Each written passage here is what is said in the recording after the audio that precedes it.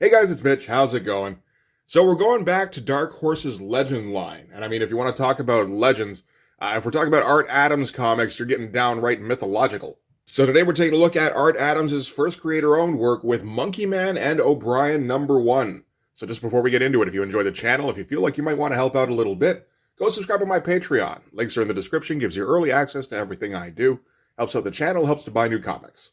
So yeah, we've talked about this before, how in the wake of Image Comics, there was kind of a boom. I mean, there was a boom in independent comics for one thing, but there was also a move towards creator-owned imprints on established publishers. And this, I mean, it seems to have been done with the intention of trying to lure more established creators over to maybe less traditional markets. So, say at Malibu, you had the Bravura line, and they were able to get guys like Jim Starlin, George Perez, Norm Breyfogle, because they were an established publisher that had all of the machinery in place, but they were able to offer these guys their own properties.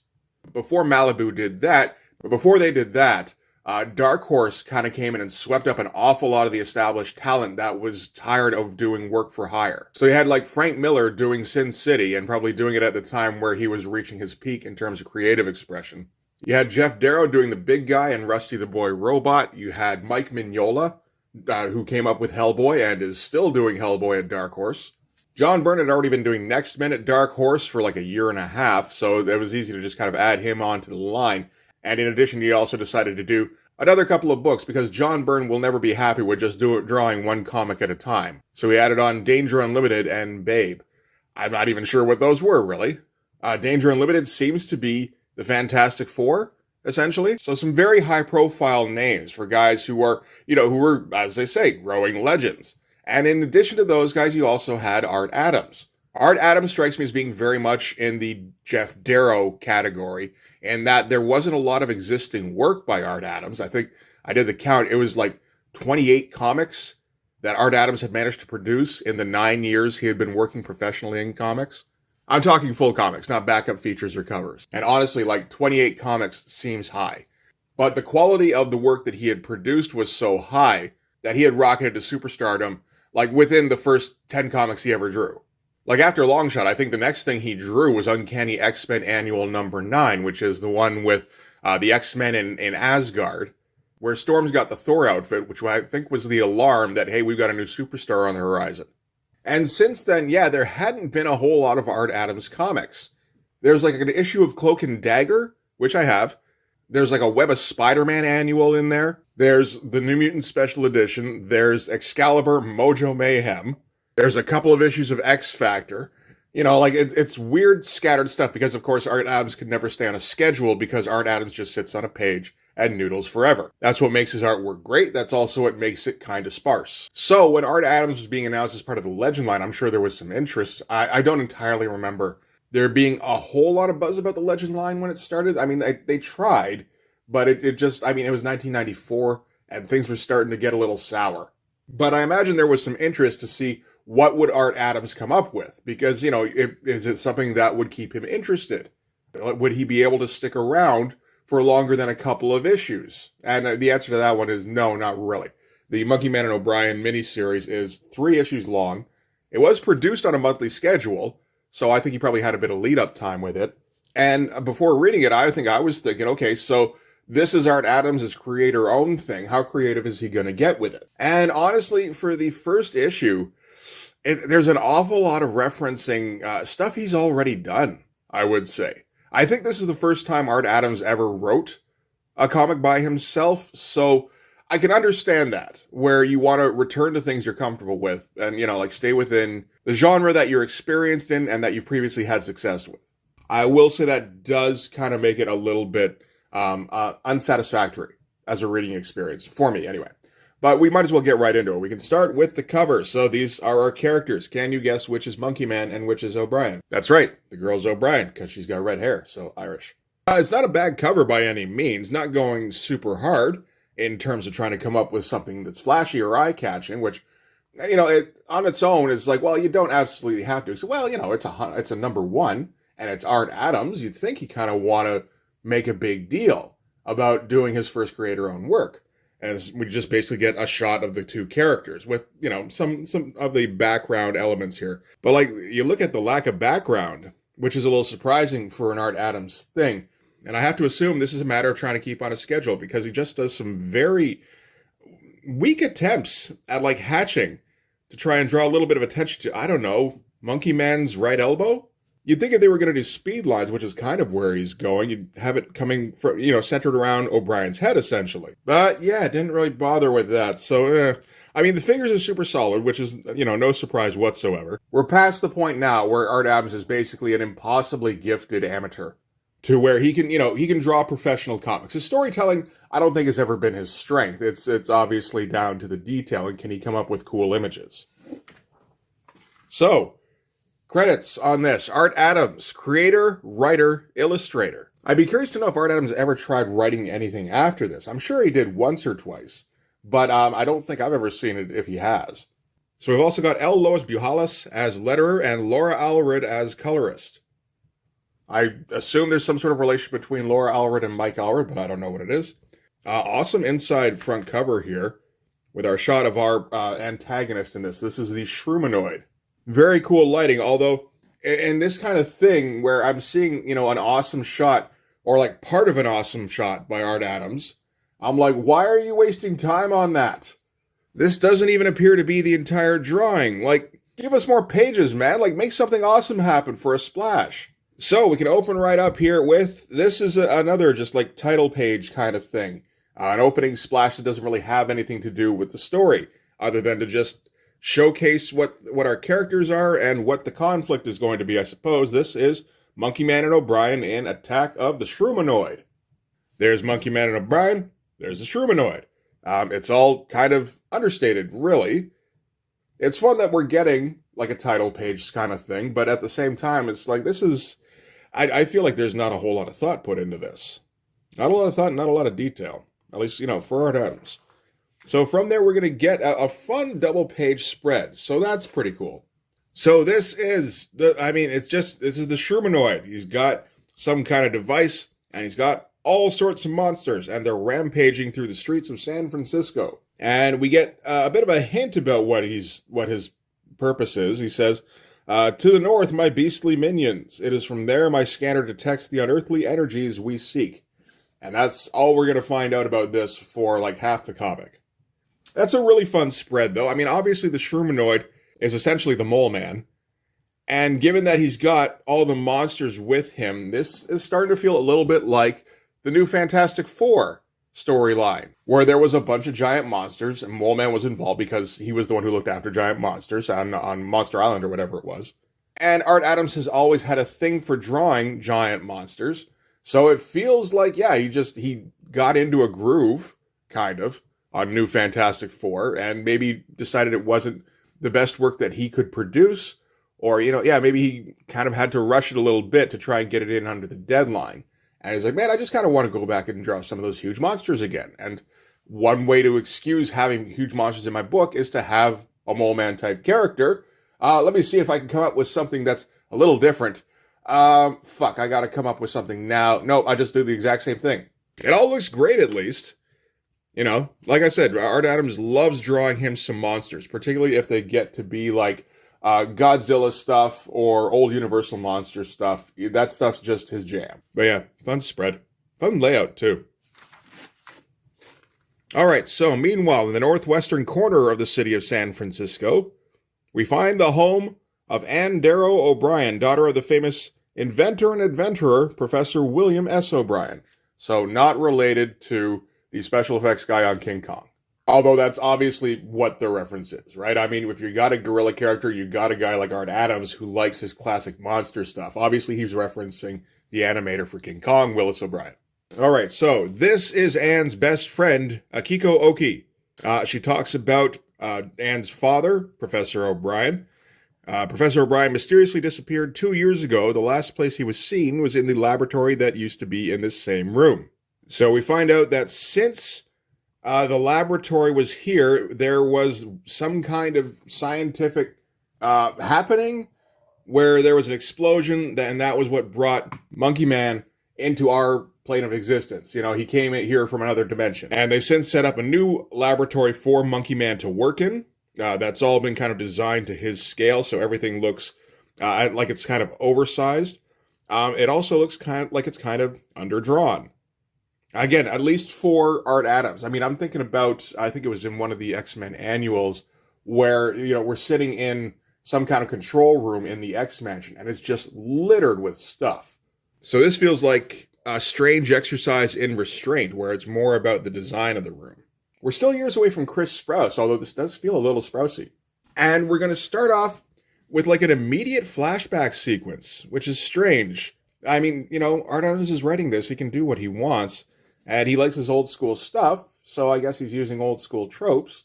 Like the squiggly flashback bubbles. Yeah, it's just kind of strange.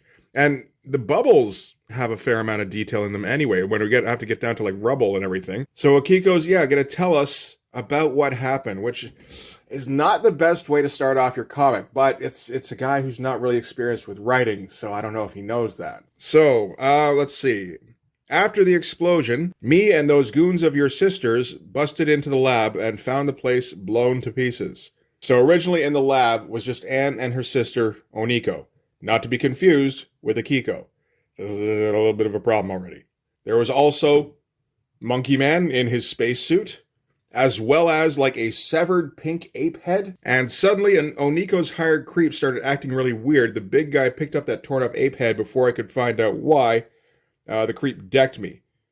Where they went after that, I have no idea. And again, this is problematic because we haven't met Oniko. Nobody's mentioned her before this panel here. We don't know what her relationship is to Anne. I guess there was a working relationship and they got along okay. But she also seems to have some kind of minions who snapped when there was an explosion that produced a monkey head. Even though this is an expository flashback sequence, there's very little actually being explained. It's just like, these are some events that happened with no context. And okay, so then Monkey Man started to wake up. And when he found out that he was stuck in this dimension, that his homing capsule had been taken, because it was apparently scooped up in all the stuff that Oniko's henchmen stole, he was beside himself with rage. And he couldn't speak, at least not English. So you'd think it would have just seemed like a gorilla landed in the middle of a laboratory. Someone had cosplayed it as an astronaut or something. And it just started going nuts. That's when you kind of tranquilize that thing. But no, apparently instead they were able to befriend it. And they brought it to a library where he started reading. I'll assume that there was some method for, learning English in that. And it's like, well, yeah, of course you could teach somebody to learn using a book. You do like the sound, the word and the pictures. It's like, did they have that in the library that was at that laboratory? They had a lot of like My First Alphabet books, which is stupid little nitpicky bullshit, right? We need to get to the point where Monkey Man can talk. And, he's just a full-fledged member of this team, whatever this team is. So we're just going to do a quick couple of panels to show that, he learned English somehow. Still, it's fun to nitpick sometimes. We also find out that O'Brien has since was affected by like the radiation from the explosion. We're going to find out later that her sister was as well, I think. But now she's 7 feet tall, 250 pounds, and has enhanced strength. Not like super duper enhanced. Like she's not She-Hulk or anything. She's more like a Captain America type. Which makes for another weird thing in this book, which is that in terms of abilities, both of our main characters are very similar. They're both super smart, and they're both super strong. And that's it. Which is potentially an interesting dynamic. It does depend on them having very strong characters, I would say, in order to make them pop out, make them, be able to differentiate them. And I get the feeling we don't really get that in this. Again, this is all very amateurish, I would say, in terms of the writing. This is a guy who's very clearly not been doing this for a very long time. He's been able to pick out a whole bunch of tropes, and he's having some fun with it, which is cool. But the story he's coming up with is not really one that's designed to be successful. You will see more of that as we go here. So yeah, anyway, this is the homing capsule that Monkey Man is searching for that O'Brien's sister currently has. Oh, and we find out Monkey Man doesn't like being called Monkey Man. His name is Axwell, or he'll be referred to as Axe, which again is, I think, a problem. Axe isn't a terrible name, but people keep referring to him as Monkey Man, and the title of the book is Monkey Man. I think just because of how, goofy it is to have a gorilla character named Monkey Man. But they're not going to lean into that. So you got this character who's called something by the book that he doesn't respond to, and characters constantly referring to this character Axe. And it takes you a second to go, who's Axe? Oh, right, Monkey Man. Why don't you just fucking call him Monkey Man? Anyway, doesn't matter. Back to the book. We're going to cut back to the Shrumanoid, who's still rampaging through downtown San Francisco. He doesn't even seem to really have an objective. He just seems to enjoy terrorizing the civilians. And this is kind of the point, I think, where I'm like, man, this is just an excuse for Art Adams to draw giant monsters in a city. Like, it's fun-looking stuff and everything. Not a great story. All right, so then we get this reporter here. What was the reporter's name? Jamie Bernard, reporting live from the Mission District. So, the news report comes on the TV. Oniko alerts Anne and Axe/Monkey Man that there's some weird shit going on downtown. And yeah, so trashing stuff in the background. Looks like a lot of fun. So they say here, let's see, witnesses claim to have heard the man refer to himself as the Shrumanoid. Police and fire departments have been unable to halt or alter the monster's course. The creatures are headed in a northwesterly direction, that's right, toward the O'Brien estate. What can this mean? So if this is where they are, and this is the O'Brien estate, is this the only thing in this particular corner of I guess? So they decide that, yeah, that's what's happening, is that the monsters are coming to them, even though there's really not a whole lot of evidence for that. Shrumanoid just seems to be enjoying trashing downtown, if we're being honest. So, yeah, Monkey Man and O'Brien are going to take a weird little gyroscope thing for a trip downtown. This kind of brings me flashbacks to the new Fantastic Four, because they've got the Fantastic car, of course, right? And I feel like Art was like, man, it was fun drawing that goofy tech thing. I need to have a goofy tech thing in my comic now because of that. Fun shot here of it popping out. We get like almost a Simonson kind of flight path here. You get them popping out of the panel borders. It's good stuff. Not always the kind of stuff Art remembers to do. Like, if you want people who are going to break page and panel design conventions, you want guys like Walt Simonson, Frank Miller, Steve Bissette, we've seen around this time. Gets a little nutty. Art Adams, I don't think really is that guy. He's a bit of a better storyteller than somebody like Jim Lee, as far as I can tell. He comes up with stuff that's a bit more creative, at least. But for the most part, yeah, it's pretty clear he just likes to stick to established panel grids, which is fine. It gets a little bit stale every once in a while, but the art within it is usually top-notch, so you don't really mind too much. So they're not flying for very long when they get attacked by a giant bat thing who appears to damage their, high-tech glider, and they go crashing down into the street, apparently right in front of the Shrumanoid. Anne asks Monkey Man what the thing is that Shrumanoid's holding. Monkey Man says it appears to be some sort of subspace radiation scanner, but it's of such a reduced size, I find it difficult to believe it was constructed on this planet. So, okay, he's found some alien tech for detecting radiation. So they introduce themselves to the Shrumanoid.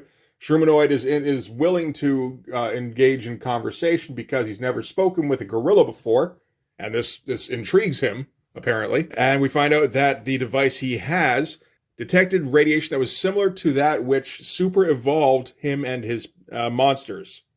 And he means to take control of the source of power. So they deduce from that the radiation he's seeking is that which came from the explosion that brought Monkey Man to their dimension.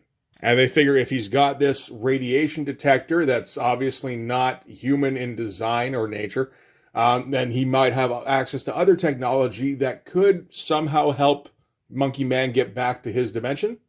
So they're willing to just kind of keep up the conversation side of things, which I guess is sort of a subversion of expectations, which, you didn't see a ton of at the time. Only the Shrumanoid isn't interested in conversation any longer. He's decided that he's, kind of let this play out diplomatically as long as he's willing to. Now he's going to just take what he wants.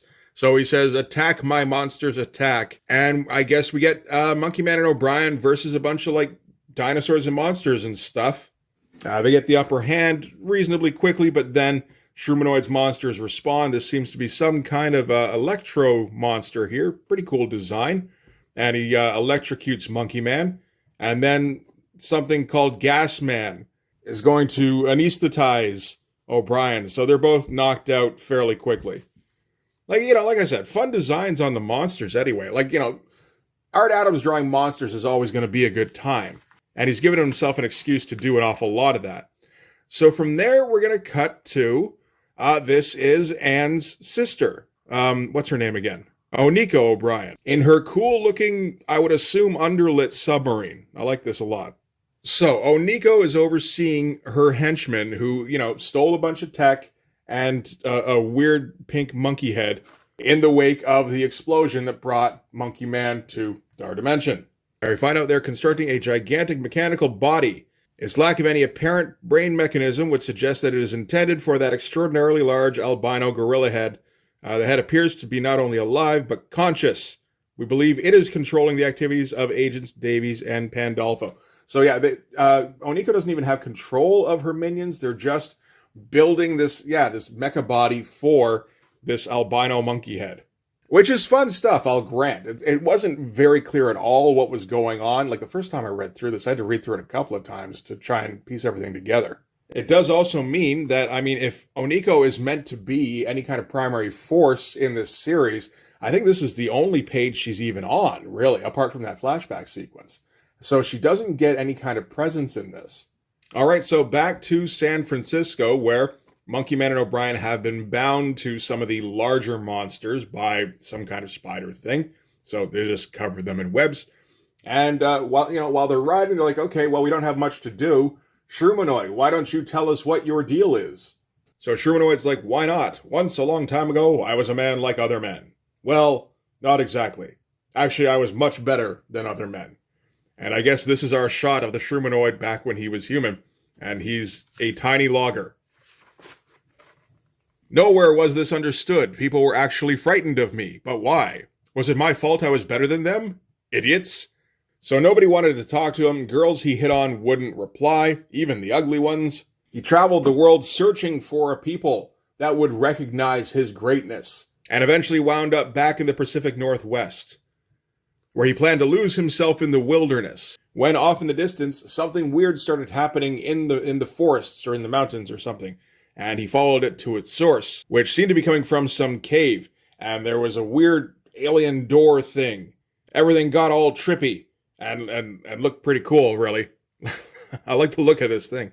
And there was a board full of lights and buttons and switches, and he felt compelled to touch one, at which point energy burst forth from the door and kind of ripped him apart and remade him as the Shrumanoid. And when he left, he found that he had control over all these monsters and, animals and bugs and stuff. So I guess this is the source of his advanced radiation detecting technology. So it seems my transformation had drained the complex's energy store. Since then, with the aid of devices found there, I've searched the world for a new source of extra-evolutionary radiation. Apparently, you, Miss O'Brien, have found that which I seek. You are the most highly advanced human female of all time. Why you have super-evolved a gorilla is your business. Regardless, as the most advanced man on the planet, I grant you, Anne O'Brien, the honor of becoming my first bride. And he goes, onward, my monsters, our destiny is at hand. Soon I shall be master of the world, bah ha ha ha ha ha. So yeah, that's who the Shrumanoid was apparently. He was a short, not particularly bright guy who thinks he's the greatest man in the world. So they make their way to the O'Brien estate. They gain access to the underground lab here. That's a great looking kind of high-tech hallway, basically. Everything in here looks pretty great. There doesn't seem to be anything where he's taking pages off in any case. So that's nice. There's the odd page like this that doesn't really have any kind of background, but that's okay. Nobody cares about that.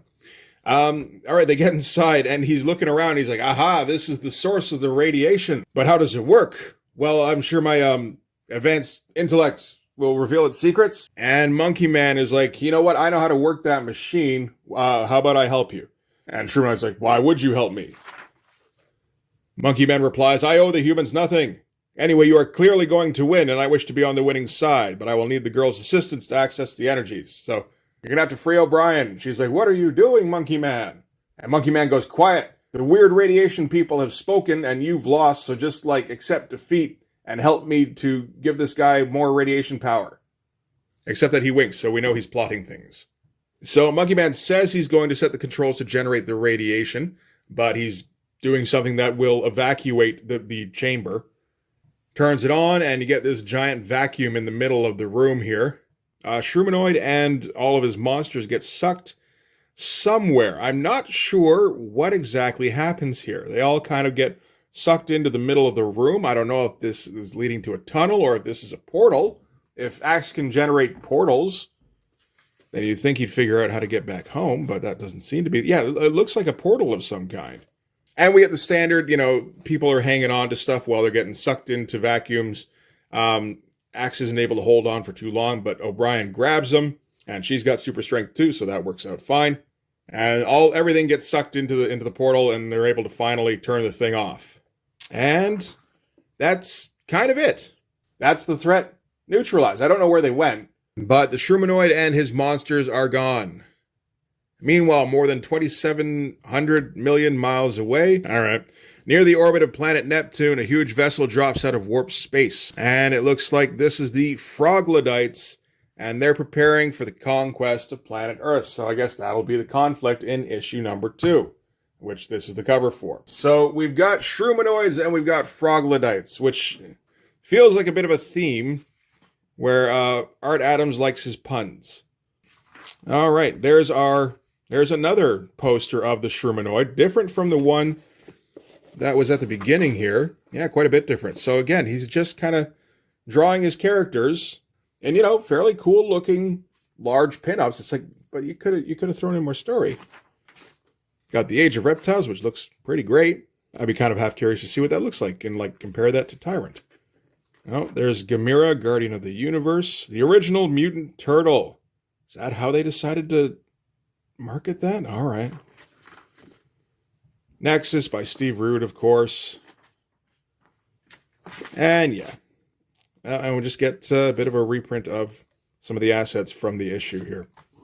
All right, so that's MONKEYMAN and O'Brien number 1. It's not terrible by any means. The only thing is that when you're done with it, the only thing that's going to convince you to buy issue 2 was the same thing that was going to convince you to buy issue 1, which is, hey, let's see some more Art Adams art. There's no investment in this story. There's nothing that carries over. The threat of the Shrumanoid was not particularly compelling. We don't really know anything about the characters of MONKEYMAN and O'Brien. I don't know that they really have characters other than they're smart people. Like I said, the art's fun, although I will say there is some frustration when it comes to Art Adams's comics in that I feel like Art Adams almost never draws the comics I want to see him draw. I want to see him draw superhero stuff, but I want to see him draw classic superhero shit. Where if he's drawing X-Men, I want to see them going up against one of their big villains. And I want it to be an epic clash with all sorts of destruction and too much detail on any given page because Art Adams has been sitting there noodling for a week. It would have to be a standalone special, but I don't know. I feel like the stuff that I've seen from Art Adams, he tends to get away from that. He draws a lot of stuff in the Mojo-verse, which makes sense because, he made up Mojo and Longshot and all that shit. He likes the X-Babies. The 2 issues of X-Factor he drew featured trolls for some reason. I guess there was a lot of Apocalypse leading up to that. You don't exactly want to just keep up with Apocalypse, but it could have been something else, something more superhero-y. There's a few monster-related titles that Art Adams has drawn. There's the Godzilla Color Special. I have that one. And he did Universal Monsters stuff. And those are probably a lot of fun to look at. If he's doing the thing where he sits on a page, where he's doing the Jeff Darrow thing, really. Jeff Darrow will produce 2 or 3 comics in a year, and they will be the most insanely detailed things you've ever seen in your life. Art Adams is capable of that. I just kind of wish he'd do it more. As it is, I don't think Art Adams has drawn a comic in a decade at this point. It's not worth it for him anymore.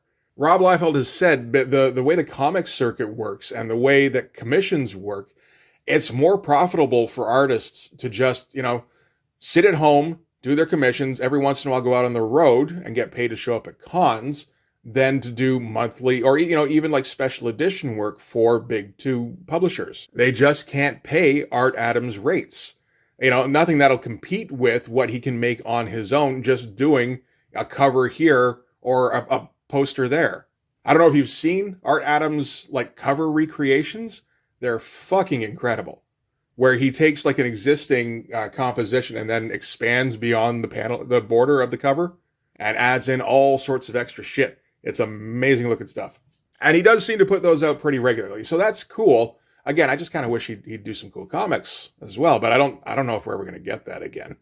But, you know, hey, as far as this one goes, it's fine. It's not anything super special, but you get some cool stuff with monsters destroying San Francisco, so that's something anyway. I don't think we're going to hit another issue of Monkey Man and O'Brien. It's really not particularly compelling. Maybe that Godzilla Color special or Excalibur Mojo Mayhem or those X Factor issues, something. But, you know, we'll do some Art Adams again sometime, I'm sure. But for this one anyway, that's going to do it. Thanks very much for watching. If you like this video, please hit like, hit subscribe, hit the notification so you know when the next one's coming out. Go over and subscribe on my Patreon. It gives you early access to everything I do, from the Blood Force stuff to the YouTube videos before they get uploaded to YouTube, as well as some Patreon exclusive content. You can also follow me on Instagram and DM me there for commissions, and you can join the Blood Force Discord server. But yeah, that's going to do it. Thanks again for watching, guys. I'll see you in the next one. Bye-bye.